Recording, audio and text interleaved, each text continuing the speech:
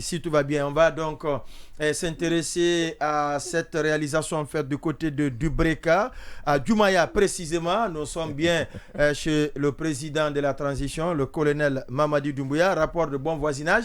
Mais on a l'impression, en tout cas, c'est l'impression que les riverains, ses voisins, ont de lui. Il a essayé de faire le goudron de la route principale à chez lui seulement, et également le courant électrique. La ligne est tirée exclusivement du poteau central à chez lui aussi. On va donc partir avec la régie qui va nous projeter quelques images et après on se retrouve pour commenter. Voilà, pour ceux qui regardent bien entendu la télé, voici la route qui mène vers chez le président de la transition, également le courant.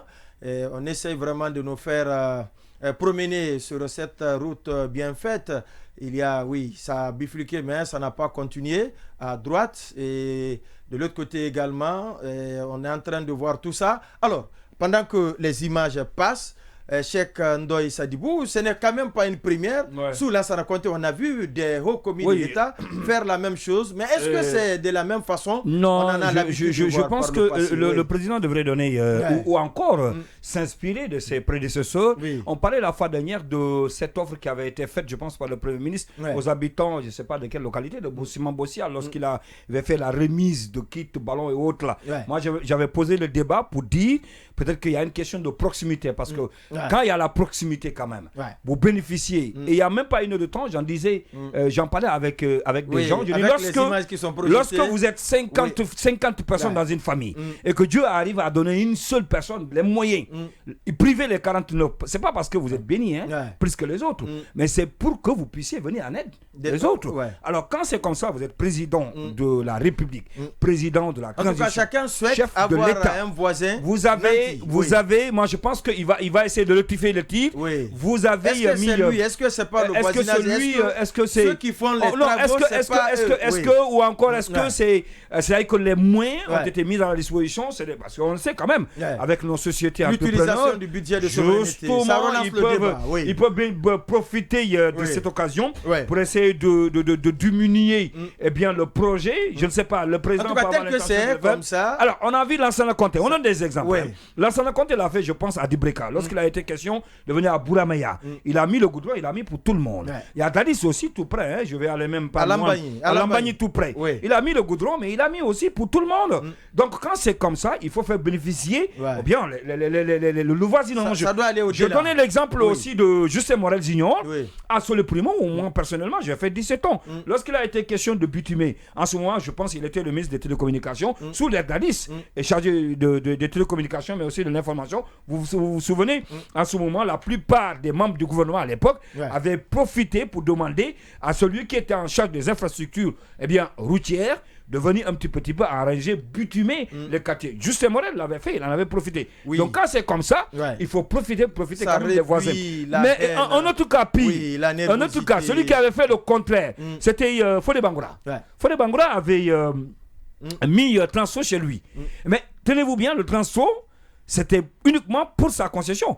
Mais ça a irrité la colère des jeunes qui sont sortis pour manifester, pour dire il faut qu'on débarque le transformateur, s'il faut seulement uniquement pour servir. Avec l'argent de l'État non, je ne sais pas. Non, même si c'est pour lui. Mais l'argent de l'État, on sait comment les gens vivent quand même. Haut commis de l'État. C'est obligatoire que quand on achète un transformateur. Non, monument. Vous avez un train de vie. Vous avez un train de vie. Vous avez un train de vie. Vous avez les possibilités de payer un transformateur. Mais la précision. Pas de rapport de bon voisinage. On peut pas on peut pas venir descendre le transformateur. Oui, mais si, parce que vous avez les moyens. Dans la réalité, ça se fait. Oui, vous avez les moyens. Est-ce que c'est normal? Au Mali, ça s'est fait. Au Mali, ça s'est fait. C'est la réalité qui impose. Au Mali, ça s'est fait aussi. Il y a un ministre qui s'était permis dans un quartier de payer un transformateur et de donner, d'électrifier son. Comment on appelle ça, sa maison. Les gens se sont manifestés. Vous avez les moyens de payer un transformateur.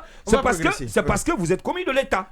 Donc, c'est pas tout le monde qui peut avoir les moyens de le faire. Donc, quand vous avez ces moyens, mais je pense bien que Le président va essayer de rectifier le tir. Septembre, colonel Mamadi Doumbouya. Quel est votre regard là-dessus? Est-ce que ça peut faciliter le rapport de bon voisinage? Est-ce que la clémence du colonel devrait s'étendre sur ses voisins pour que tout le monde dise Alhamdulillah, puisque le chef de l'État a un domicile vers chez nous, nous en avons profité?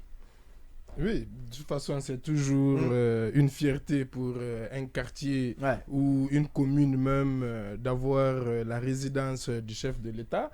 Maintenant, sur les images que je vois, moi je me pose des questions parce que est-ce que d'abord j'ai vu la route que vous nous montrez qui va chez le colonel. Bien entendu. On voit beaucoup d'autres maisons qui sont des citoyens guinéens également qui vont donc profiter de cette route qui est passée. Et en plus, je pense que s'il y a une chose dans laquelle le CNRD, donc sous le magistère du colonel Mamadi Doumbouya, s'illustre depuis bientôt 2 ans, c'est bien dans la construction des routes secondaires au sein des quartiers. Et c'est visible dans plusieurs quartiers, dans différentes communes de la capitale. Je ne vais pas tous les citer ici. Maintenant, dans l'image que je vois aussi, on voit que les routes qui ne sont pas bitumées sont bien grattées. Donc, est-ce que c'est un est-ce que ce n'est pas aussi en cours, justement, en prélude d'un bitumage? Si beaucoup d'autres quartiers ont eu des bitumes, pourquoi pas aussi le quartier où réside le président de la transition? On ne peut pas... Non, enfin, le quartier où il y a... sa réalisation. Sa maison. Voilà, d'ailleurs, je ne savais même pas, moi je n'étais pas au courant personnellement qu'il avait, comment on appelle, une réalisation par là. Oui, un domicile ou une réalisation à Dubreka, je l'apprends aujourd'hui. Mais en tout cas, je pense que, du coup, comme je disais, c'est pas parce que, du coup, il a quelque part là-bas que eux aussi, ils vont être privés de ce bonheur d'avoir une route. Donc, il faut au contraire encourager que la dynamique, que cela continue dans tous les quartiers et dans toutes les communes, et y compris à l'intérieur. Alors, je posais la question de savoir est-ce que c'est sa résidence, mais on sait que ce n'est pas sa résidence. Oui, c'est le palais Mohamed V. C'est pas sa résidence. Et ce qui est malheureux, parce que c'est pour ça d'ailleurs, il faut connaître tout ce qui appartient à la déclaration de biens. Ça relance le débat sur biens est importante. Parce qu'on apprend beaucoup de choses. Il n'y a pas qu'ici, on nous dit il y a une maison ici, il y a une maison là. De l'autre côté. On est dans un pays où le trafic d'influence passe très facilement. Et donc, quelqu'un peut s'arroger le droit de, comment on appelle, peut spéculer sur une soi-disant maison du président de la République et aller user d'un trafic d'influence pour avoir un victime, voilà, donc jusque dans sa maison. Donc, encore une fois, il faut bien évidemment que les autorités qui nous gouvernent, donc les gouvernants acceptent de nous dire ce qu'ils avaient et ce qu'ils ont quand ils auront quitté le pouvoir. Maintenant, ça, c'est une chose. Oui, deuxièmement, on a vu, ce n'est pas une norme, mais c'est une tradition en Guinée, que là où est logé le ministre, ça, on a connu ça sous Lansana Conté. Et puis, ça continue au temps de Dadis. On a vu le quartier résidentiel de Sekouba à Taouya. Tout le monde en parle, tout le monde en a bénéficié. Même les petits coins ont été goudronnés par Sekouba, on en parle aujourd'hui. Et quand on a un président dans ton quartier, quand on a un président qui loge dans le quartier, en réalité, on est en Afrique, ça doit se sentir et ça doit vraiment aller au-delà. Mais sauf que malheureusement, il y en a beaucoup. On nous parle de beaucoup d'endroits. Et donc, un président ou un ministre ne peut pas avoir plusieurs résidences. Et si on doit butimer toutes les maisons attribuées au président de la République ou à un ministre de la République, ça devient un problème. Et parce que il y a une programmation qui est faite. Et généralement, c'est des imprévus.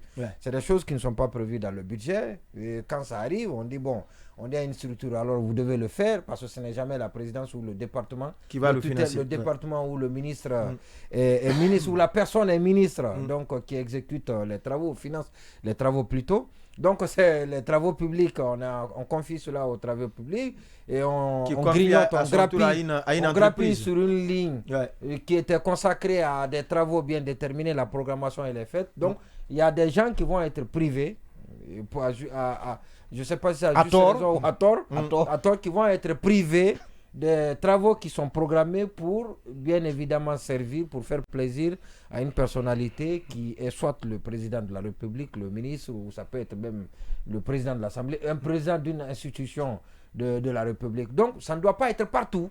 Donc, parce que si on doit bitumer toutes les maisons, partout où on peut étiqueter, toutes les maisons étiquetées appartenant au président de la République, aujourd'hui, il y en a beaucoup qu'on l'attribue. Est-ce que c'est vrai? Est-ce que c'est pas vrai? Oui, à côté de nous, derrière l'hôpital Sino Guinée. C'est très grave, c'est une mauvaise publicité pour le président. Ouais, parce que je ne sais pas si ça on bloque la route. On dit que le domaine appartient au président.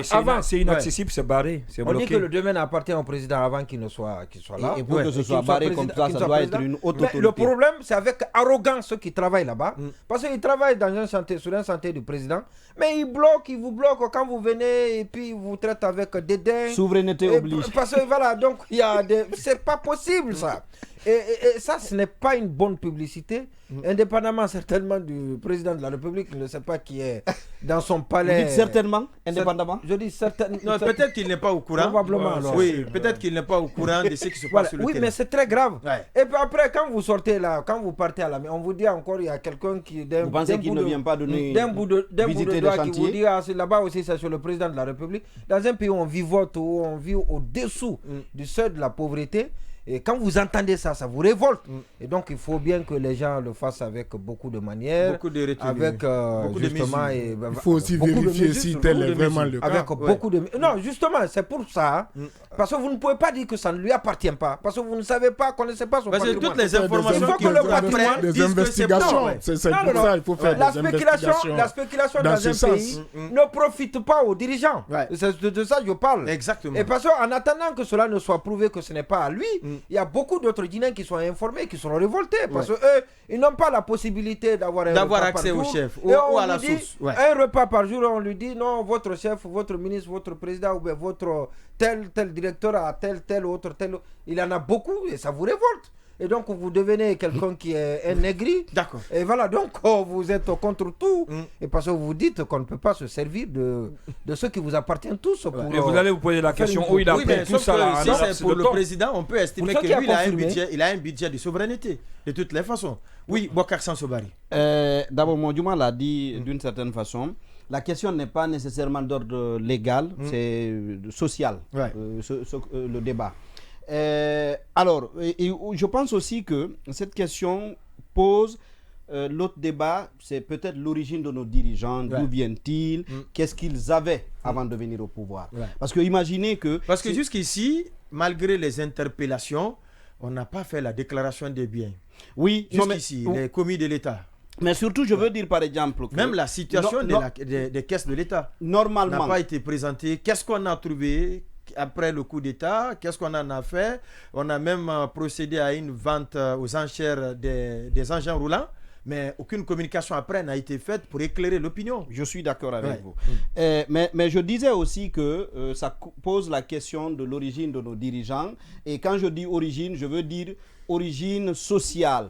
Est-ce que c'est des gens qui avaient des ressources? Est-ce que c'est des gens qui avaient une certaine autonomie économique, une certaine autonomie financière qui arrivent aux affaires? Parce que voyez-vous, dans le processus normal, probablement on n'aurait pas pu avoir un président dont la maison n'est pas plus ou moins directement reliée à la route. Si c'est dans un processus ordinaire, c'est peut-être quelqu'un qui a une certaine expérience, qui a été ministre, qui a travaillé, qui a une expérience en termes, qui a acquis une certaine autonomie économique et financière, qui lui permet d'avoir un chez-soi, peut-être plus ou moins dans un milieu, dans un quartier qu'on appelle résidentiel. Exactement, qu'on ne dit pas populaire nécessairement. Résidentiel. Donc, mais là, par exemple, nous sommes dans un cas d'effraction par lequel, oui, ce n'est pas le processus normal. Ce n'est pas le processus normal par lequel il est arrivé aux affaires. Donc, c'est pourquoi le débat se pose aujourd'hui de voir est-ce qu'il faut relier la route à son domicile. Si c'était un processus ordinaire, peut-être que, encore une fois, de son expérience, n'allait même pas se poser. n'allait pas nécessairement se poser. Donc, dans un processus ordinaire, si je comprends bien, toutes les maisons qui vous appartiennent dans le pays. Non, dans un processus ordinaire, un pauvre ne peut pas arriver au pouvoir. Le débat se posera toujours. Ça, je suis d'accord. Non, que ce soit ordinaire ou extraordinaire. Oui, le débat se posera. Il faudrait bien que vous désigniez une maison qui est votre résidence. Et comme il l'a dit, de façon officielle. De façon officielle. Oui. Sociablement, on le dit, ce n'est pas une norme, ce n'est pas légal, mais c'est sociétal, donc on peut bien butimer. Et c'est comme si de manière ordinaire, pour arriver au pouvoir, on est forcément nanti, je ne dis pas forcément. Pas forcément. Je ne dis pas qu'on est nécessairement nanti au point d'avoir... Je ne dis pas qu'on est nécessairement Bill Gates, mais on ne peut pas sortir de l'extrême pour être aux affaires. Si c'est le processus ordinaire, je dis. Parce que, encore une fois, d'accord, c'est bon. Dans le cas guinéen. Mais dans le cas guinéen, le colonel ne vient pas de l'extrême. Il était commandant des forces spéciales. C'était un officier supérieur. Dans le cas guinéen. Dans le cas guinéen. Oui. On a eu un riche processus normal qui est arrivé au trône. Allez-y. Sanso, il va terminer. Il n'y en a pas. Il n'y en a pas. Oui, d'accord. Dans le processus normal, dans la plupart des cas, c'est des gens qui n'ont rien. Qui accèdent au pouvoir mais qui ont l'intelligence, qui ont un programme. D'accord, d'accord. Alors, pour le reste, Monyoma disait également qu'il posait la question de savoir est-ce que, par exemple, dans le cas du transformateur, est-ce qu'il était obligé ou tout ça. Je ne sais pas, j'ai commencé par dire que ce n'est pas légal, mais en même temps, c'est une tradition qui commence à être si marquée que peut-être que ça commence à prendre une dimension de loi pratiquement. Je ne dis même pas, je ne parle pas que des questions individuelles. Vous prenez les compagnies minières qui sont dans nos pays. C'est-à-dire, les gens ne donnent pas le courant parce que c'est eux qui doivent donner le courant. Ils ne donnent pas l'eau parce que c'est eux qui doivent donner l'eau. Mais c'est une question d'existence. Et ce n'est même pas une question de dire il est généreux ou il ne l'est pas. C'est même une source de sécurité potentielle. Oui, justement. Parce que vous êtes dans un quartier où tout le monde est miséreux. Vous êtes... tout va bien. Attention, le moindre pépin, les gens vont venir s'en prendre à vous. C'est ce qui s'est passé avec le général Bailo quand il a construit une forteresse du côté de Dubreka dans le siège de la révolte des militaires.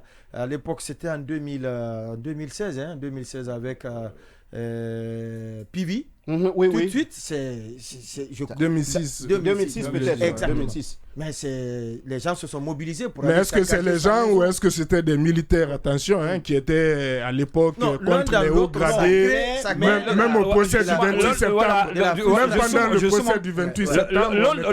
L'autre, ça provoquait des frustrations. Oui, parce qu'on a vu avec Fodé Souma, quand il y a eu manifestation, la grogne de 2006-2007, c'est le voisinage qui s'est levé pour venir monter la garde devant chez lui. Ça, c'est un cas général. Un cas d'insurrection généralisée dans tous les pays. On allait chercher les hauts cadres, même en forêt, chez les jeunes camarades. Vous n'avez pas compris ça. On n'a pas écouté ce qu'il a dit. Le voisinage l'a protégé. Exactement. On l'a fait avec Asmaou, la femme de Conté. On l'a fait dans la cité sur le premier, justement au même moment, quand il y a eu l'état d'urgence, l'état de siège. Nous, c'est moi-même qui coordonnais à l'époque, on s'est constitué en unité de défense. Et justement, Asmao avait sa résidence dans la cité sur le Primo et on a protégé la maison. Parce que tout simplement, il était généreux vis-à-vis de ses voisins. À l'époque, on a cassé les maisons de tous les dignitaires du PIP, mais on a épargné la maison de Diawara qui était un visage assumé du PIP. Et parce qu'au-delà qui était même la porte de son appartenance à un parti qui était rejeté, mais sa personne symbolisait la générosité. Donc sa maison a été épargnée. Exactement. C'est ce que je veux dire. Le rapport de bon voisinage. Fodé Souma a bénéficié de la même clémence. Les citoyens de Sangwa se sont mobilisés.